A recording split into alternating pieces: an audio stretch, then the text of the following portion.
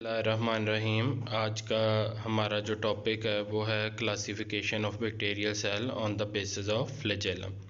सबसे पहले हमें पता होना चाहिए कि फ्लैजेलम क्या है। फ्लैजेलम एक्चुअली एक वाइप लाइक या फिर हंटर लाइक स्ट्रक्चर होती है जो कि ओरिजिनेट होती है बैक्टीरियल सेल में से।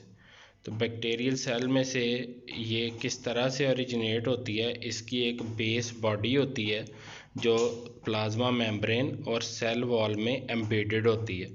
उससे बाहर बेस बॉडी से इसका एक स्ट्रक्चर निकलता है जो बेंड होता है, उसे कहते हैं हुक। हुक के आगे इसका फिलामेंट होता है। तो ये जो फ्लैजेलम होता है ये जो है वो किसी भी बैक्टीरियल सेल के अंदर पाया जाता है और उसको लोकोमोट करने में, एक जगह से दूसरी जगह जाने में हेल्प करता है। तो जो फ्लैजेलम की बेस पे हमने बैक्टीरिया की क्लासिफिकेशन की हुई है, तो रॉड शेप बैक्टीरिया और स्पाइरल बैक्टीरिया जो हैं, यानी जो इनकी स्प्रिंग लाइक शेप होती है, उनमें फ्लैजेलम कॉमनली पाए जाते हैं। जबकि जो राउंड बैक्टीरियल सेल्स होते हैं उनमें फ्लैजेलम बहुत कम पाए जाते हैं। अगर किसी बैक्टीरियल सेल में एक जो है वो फ्लैजेलम भी ना पाया जाए, कोई फ्लैजेलम एग्जिस्ट ना करे, तो उसे हम लोग कैटेगराइज करते हैं एज ए ट्राइकस। ए ट्राइकस का मतलब, ए का मतलब विदाउट, ट्राइकस का मतलब फ्लैजेलम। विदाउट फ्लैजेलम अगर कोई बैक्टीरियल सेल होता है तो हम उसे कहते हैं ये ए ट्राइकस है। इसी तरह अगली कैटेगरी है monotrichous. Mono stands for one.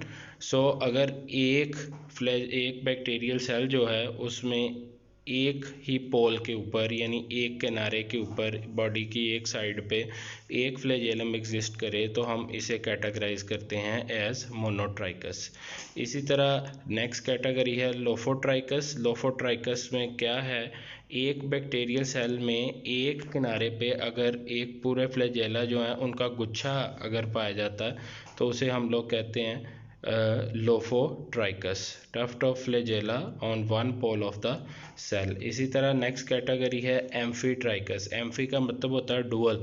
अगर किसी भी बैक्टीरियल सेल के दोनों पोल्स के ऊपर टफ्ट ऑफ फ्लैजेला पाए जाते हैं, फ्लैजेला के गुच्छे पाए जाते हैं दोनों पोल्स के ऊपर, तो उसे हम कैटेगराइज करते हैं एज एम्फीट्राइकस। इसी तरह से अगर किसी बैक्टीरियल सेल की पूरी बॉडी के ऊपर एग्जिस्ट करें जो फ्लैजेलम है, तो उसे हम कैटेगराइज करते हैं एज पेरीट्राइकस।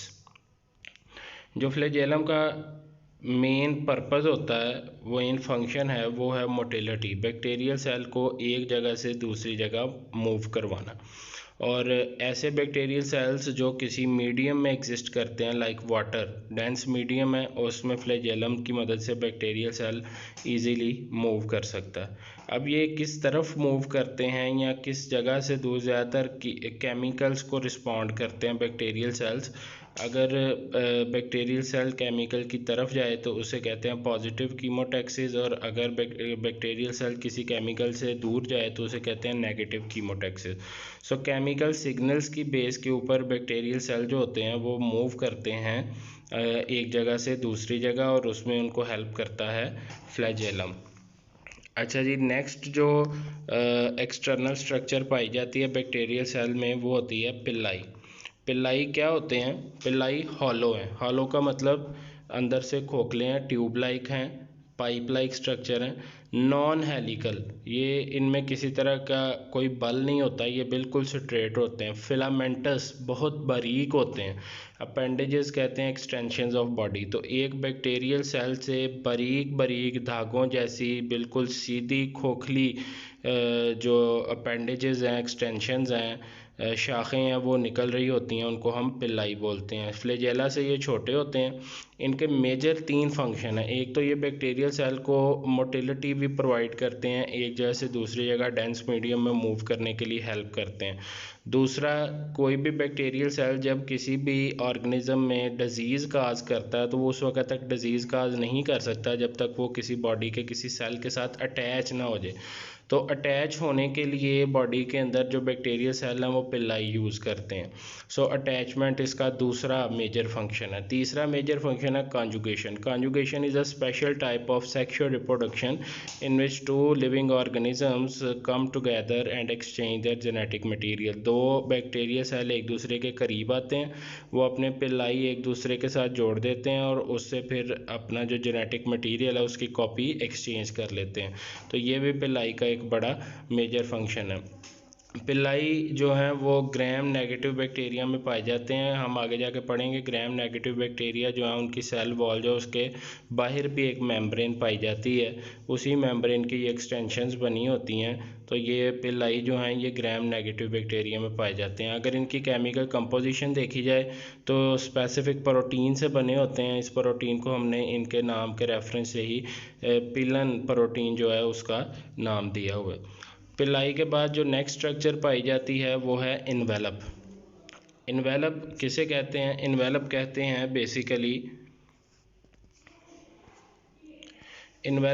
हैं basically external to cell wall जो भी मटेरियल पाया जाता है उसे हम लोग इन्वेलप का नाम देते हैं। तो सेल वॉल के बाहर पाया जाता है। इसकी केमिकल कंपोजिशन जो है वो बहुत कॉम्प्लेक्स होती है। ये कॉन्जुगेट मॉलिक्यूल से मिलकर बना होता है। चैप्टर नंबर 2 में हमने पढ़ा कॉन्जुगेट मॉलिक्यूल्स ऐसे मॉलिक्यूल्स होते हैं जो दो तरह के बायो मॉलिक्यूल से मिलकर बने होते हैं। इसमें जो इन्वेलप है इसमें दो चीज़ें हैं। बाज़ बैक्टीरिया में दोनों इकट्ठी एग्जिस्ट करती हैं और बाज़ बैक्टीरिया जो हैं उनमें अलग-अलग एग्जिस्ट करती हैं। सबसे पहली चीज़ है कैप्सूल। कैप्सूल जो है ये पॉलीसेक्राइड और प्रोटीन्स दो तरह के बायोमॉलिक्यूल से मिलकर बना हुआ कॉम्प्लेक्स केमिकल कंपोजिशन वाला स्ट्रक्चर होता है। और इसकी डिस्टिंक्शन है वो इस तरह से होती है कि अगर ये मैक्रोमॉलिक्यूल जो हैं कॉन्जुगेट मॉलिक्यूल्स ये अगर टाइटली बॉन्डेड हों, स्ट्रांगली बॉन्डेड हों सेल वॉल के साथ, तो इसे हम क्या कहते हैं? इसे हम कैप्सूल कहते हैं। इसी तरह नेक्स्ट जो है वो कौन सी चीज़ है? स्लाइम। यही वाले मैक्रोमॉलिक्यूल्स जो कॉन्जुगेट्स की फॉर्म में होते हैं अगर लूजली सेल वॉल के साथ अटैच हों तो हम इसे कहते हैं स्लाइम। तो बाज़ बैक्टीरिया ऐसे हैं जिनमें इन्वेलप में कैप्सूल और स्लाइम दोनों चीज़ें एग्जिस्ट करती हैं। बाज़ बैक्टीरिया में इन दोनों में से कोई एक चीज़ एग्जिस्ट करती है। बैक्टीरिया को ये किस तरह से हेल्प करते हैं? कोई भी बैक्टीरियल सेल जो एज अ पैथोजन यानी डिजीज़ काजिंग एजेंट के तौर पे काम करता है उसकी पैथोजेनिसिटी और विरुलेंस जो है वो उसको ये इन्हेंस करते हैं, बीमारी पैदा करने की सलाहियत को बढ़ा देते हैं। पैथोजेनिसिटी क्या होती है? Ability of a microorganism to cause disease. बीमारी पैदा करने की जो सलाहियत होती है उसे पैथोजेनिसिटी कहते हैं। और विरुलेंस क्या होती है? क्वांटिटेटिव मेजरमेंट ऑफ पैथोजेनिसिटी, यानी कोई ऑर्गेनिज्म जो है वो कितनी हद तक बीमारी पैदा कर सकता है, इस चीज़ को हम लोग विरुलेंस कहते हैं, क्वांटिटेटिव मेजरमेंट ऑफ पैथोजेनिसिटी। तो कोई भी ऐसा बैक्टीरियल सेल जिसमें कैप्सूल और स्लाइम दोनों एग्जिस्ट करते हैं वो उससे क्या होता है? किसी भी पैथोजेनिक बैक्टीरियल सेल जो है उसकी ओवरऑल डिजीज़ काजिंग एबिलिटी जो है उसमें इजाफा हो जाता है। जब भी कोई माइक्रो ऑर्गेनिज्म या फॉरेन पार्टिकल हमारी बॉडी में जाता है तो हमारी बॉडी के इम्यून सेल्स जो हैं उसको फ़ौरन एनगल्फ करने की और ख़त्म करने की कोशिश करते हैं। तो ऐसे बैक्टीरियल सेल जिनके ऊपर स्लाइम और कैप्सूल यानी कलेक्टिवली इन्वेलप होता है वो हमारे बैक्टीरियल सेल, हमारी जो बॉडी के इम्यून सेल्स होते हैं वो इतनी आसानी से उसको फैगोसाइटोज नहीं कर सकते, उसे इतनी आसानी से जो है वो उसको मार नहीं सकते, ख़त्म नहीं कर सकते। तो ओवरऑल जो इन्वेलप होता है वो किसी भी बैक्टीरियल सेल को हेल्प करता है उसके सर्वाइवल में। तो ये आप लोगों ने अच्छी तरह से प्रिपेयर करना है।